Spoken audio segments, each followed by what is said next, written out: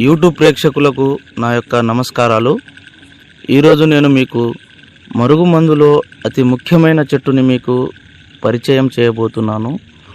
అసలు ఈ మరుగుమందు ఎందుకు వాడవలసి వస్తుందంటే, భార్యాభర్తల సమస్యలతో బాధపడుతున్న వారికి, ప్రేమికుల సమస్యలతో బాధపడుతున్న వారికి, అదేవిధంగా అత్తాకోడల సమస్యలతో బాధపడుతున్న వారికి ఇగో ఈ చెట్టు పేరు అత్తిపత్తి చెట్టు అని అంటారు.